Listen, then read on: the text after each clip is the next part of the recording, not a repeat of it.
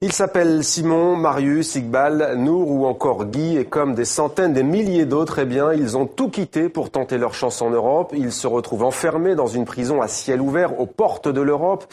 Ils vivent entre l'espoir d'obtenir un précieux laissez-passer, mais aussi la crainte d'être expulsés vers leur pays.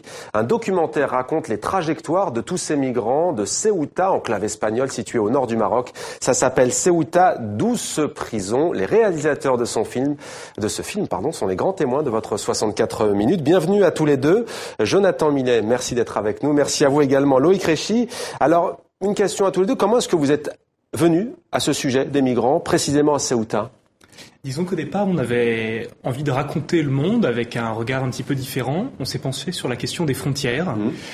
Et cette question nous a amenés à Ceuta et il nous a semblé qu'il y avait vraiment quelque chose de fort à raconter dans cette toute petite enclave qui concentre la moitié d'un monde qui cherche à aller dans l'autre moitié et qui raconte sur ce petit territoire vraiment beaucoup de choses.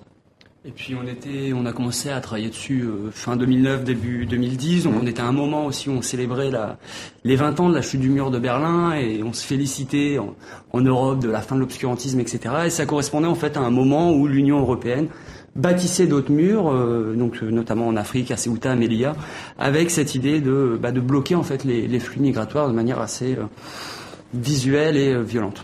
Ceuta, douce prison, la bande-annonce.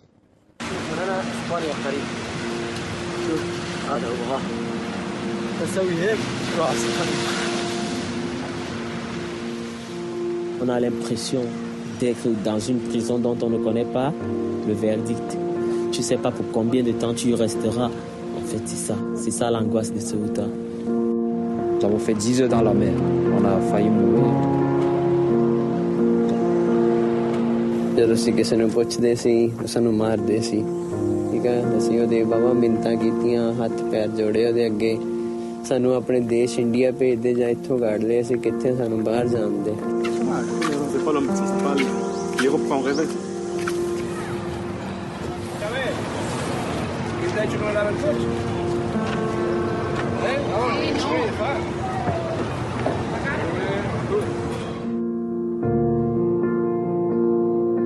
Depuis un bout de temps, je vois la police vient tous les matins. On vient ramasser les gars ici avec étant menottés, on les amène, on libère d'autres, on les jette dans les pays. La mer de Ceuta va se calmer. La mer de Ceuta va se calmer. Car les enfants de Marie. Waad kesti, maxaa yeelay Traverser cette mer, il faut vraiment être fou. How much time they are going to put us in the city? Maximum don't has limits. Si peut-être j'étais resté à la maison, peut-être ça aurait pu aller mieux, je ne sais pas. Voilà, Douce prison, le film est en salle depuis le mercredi, il me semble, 29 janvier. C'est bien ça, Loïc Richet. Pourquoi Douce prison ? Douce prison parce qu'en fait il y a une espèce de dualité assez intéressante dans Ceuta, c'est que c'est un endroit qui est quand même au bord de la Méditerranée, donc c'est à ça correspond le côté doux, c'est-à-dire finalement c'est un climat accueillant, accueillant, méditerranéen, etc. C'est presque une station balnéaire et paradoxalement on a ces migrants qui en fait se retrouvent enfermés dans des conditions un peu particulières, à savoir que ils rentrent là dans un territoire qui fait pas partie du territoire de Schengen et dès lors ils savent pas combien de temps ils vont y rester. Ils deviennent tributaires d'une décision en fait qui revient purement et simplement au ministère de l'immigration et du travail espagnol. Alors justement, sur le territoire, sur le statut de ces migrants, on a du mal à y voir clair dans cette enclave. Quel est-il le statut ? Légalement, c'est... Alors, c'est effectivement pour ça que Ceuta existe aussi, c'est que c'est un morceau d'Europe qui est loin de l'Europe, loin des yeux des journalistes, et c'est une place où on peut violer les droits de l'homme et proposer à ces migrants autre chose que ce qui est indispensable en France. Donc, en l'occurrence, on s'est renseigné beaucoup parce que eux, ils sont vraiment dans une méconnaissance de leurs droits, par exemple, de la demande d'asile. Et du coup, ils errent quelques années, 4-5 ans pour la plupart, à l'intérieur de cette prison à ciel ouvert. Peu importe qu'ils fuient une guerre, qu'ils fuient... La plupart ne demandent pas l'asile, la plupart ne savent pas qu'ils peuvent demander l'asile, la plupart n'ont même pas un interlocuteur qui parle leur langue. Et du coup, ils se retrouvent dans un état de latence sans savoir ce qui les attend et surtout sans savoir leurs droits. Et c'est vraiment l'une des pires choses pour eux. Alors ce qui est frappant aussi, vous parliez du mur de Berlin, là on a aussi, d'ailleurs j'allais dire, il y a un mur concret, hein, rappelons-le, qui est quand même, y compris très haut. Le paradoxe, c'est que finalement, on l'a vu aujourd'hui avec une noyade, 7 migrants sont morts aujourd'hui, c'est que le rêve, il paraît vraiment à portée de main, il est accessible, certains le tentent même à la nage de traverser la Méditerranée, mais finalement, il est peut-être encore plus loin que ceux qui tentent de passer par Lampedusa, par exemple. Ouais, en fait, c'est tout le paradoxe. Ce mur est devenu quasiment infranchissable. Il a été construit au milieu des années 90, et puis au début des années 2000, il a été encore renforcé, on l'a augmenté de 3 mètres. C'est un mur qui est ultra technologique avec des capteurs thermiques, etc. Et donc du coup, en définitive, le franchir devient impossible pour les migrants. Alors on voit par épisodes assez rares qu'ils essaient de passer à 400-500 d'un coup en se disant on va un peu la jouer à la probabilité et peut-être que certains passeront. Et c'est vrai que ça marche, mais beaucoup ils laissent des plumes. Et du coup, le seul moyen en définitive de rentrer devient un passage par la mer. Mais ce passage est très périlleux parce que évidemment les forêts et toutes les frontières autour de Ceuta sont très protégées, puisque l'Europe en fait paye le Maroc pour protéger l'intégrité de ses frontières. Dès lors, il y a des gardes-côtes un peu tout autour. Donc ils sont obligés d'aller très loin, à 15, 20 km, 30 km, et de là, souvent avec des moyens dérisoires, on l'a vu dans la bande-annonce, soit avec des bateaux gonflables pour ceux qui ont plus d'argent, et comme cette nuit, certains tentent à la nage avec simplement, et parfois sans même savoir nager, avec ce qu'ils appellent des vessies, qui sont en fait des chambres à air de pneus de voiture, et ils tentent la chose comme ça. Et c'est à cause de ça qu'on en arrive en définitive à des drames comme cette nuit, où finalement, si la Croix-Rouge ou les autorités viennent les secourir, c'est comme ça qu'ils s'en sortent, mais parfois ça finit très mal en fait. L'Europe qui laisse le sale boulot entre guillemets au Maroc, vous dénoncez une hypocrisie, Jonathan? Oui, bien sûr. De toute façon, on sait que l'une des conséquences du mur, c'est ce dont parlait Loïc, c'est que le mur oblige ces migrants à passer dans l'eau. Donc construire des murs n'a en rien ralenti le nombre de migrants qui cherchent à venir en Europe, ça rend juste les moyens plus difficiles et plus mortels. Donc ce mur fait des morts.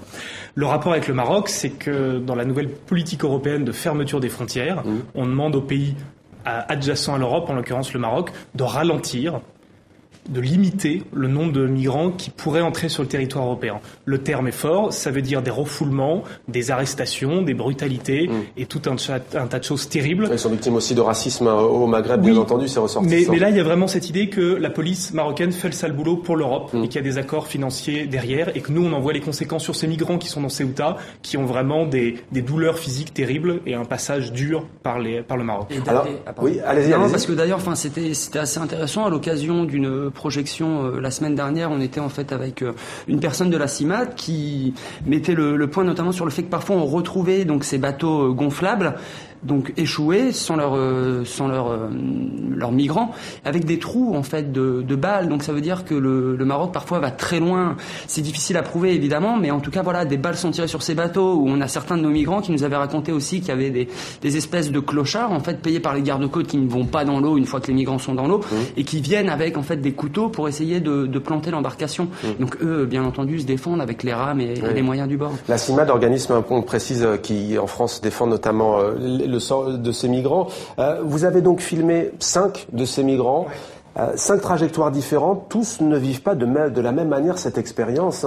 Il y en a notamment un qui est totalement déprimé, qui passe son temps au téléphone, l'un qui va finalement obtenir le précieux sésame. Comment est-ce que s'est passée la rencontre avec chacun d'eux ? C'est vrai que nous, on avait envie d'un film à visage humain. On avait envie de montrer qu'il n'y avait pas la migration, mais des migrations, et on avait envie d'un vrai récit avec un point de vue.